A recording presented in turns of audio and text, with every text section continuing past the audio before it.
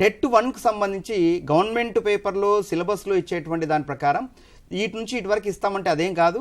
మీరు టెట్ 1లో కూడా up to 8th 9th 10thలో ఉండే కొన్ని వర్డ్స్ కూడా కనపడ్డాయి నాకు. తర్వాత టెట్ 2 పేపర్లో ఇంటర్మీడియట్లో ఉండే వర్డ్స్ కూడా కనపడ్డాయి.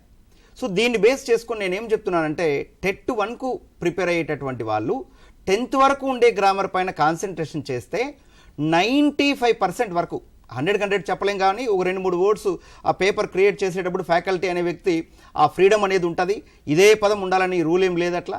ఆ విధంగా ఏమి మనకు ఎక్కడ బాండ్ పేపర్లో రాసినట్లు దీంట్లోనే ఉండేటివి వస్తాయి, ఖచ్చితంగా 100కు 100 బిట్లు దీంట్లో ఉండేటివి ఇస్తాం అనేమి ఎక్కడా లేదు. సిలబస్ ఇచ్చారు వాళ్ళు, ఈ టాపిక్లో పరిపూర్ణత సాధించండి అనేసి ఇచ్చారు. ఆధారంగా చేసుకోవాల్సినవి 3వ క్లాస్ నుంచి 8వ క్లాస్ వరకు అనేసి చెప్పినా కానీ మనం 10th వరకు ఉండేటువంటి గ్రామర్ పైన కాన్సన్ట్రేషన్ చేయాల్సిందే టెట్ 1 వాళ్ళు. ఓకే, అంటే నేను చెప్పేది ఏంటి, 100% 24 రావాలనేటువంటి వాళ్ళు. సో మిగతా వాళ్ళు 7th వరకు కవర్ అవుతున్నాయి. బట్ కొన్ని అంటే ఒక 10 నుంచి 20% బిట్లు 8th 9th 10thలో ఉండేటివి కూడా పడుతున్నాయి. ఓకే, టెట్ 2 రాసే వాళ్ళకు ఇంటర్మీడియట్లో ఉండేటువంటి 1 వర్డ్ సబ్స్టిట్యూషన్స్ కూడా వచ్చాయి. ఇడియోమాటిక్ ఎక్స్ప్రెషన్స్ ఇంటర్మీడియట్లో ఉండేటివి కూడా వచ్చాయి. ఇంటర్మీడియట్ ఫస్ట్ ఇయర్లో ఉండేటువంటి grammar ultimate grammar.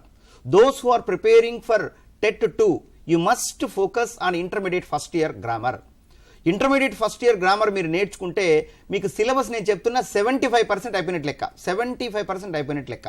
Okay, intermediate first year పైన కాన్సన్ట్రేషన్ చేయండి, ప్రతి బిట్టు మీరు నేర్చుకోండి.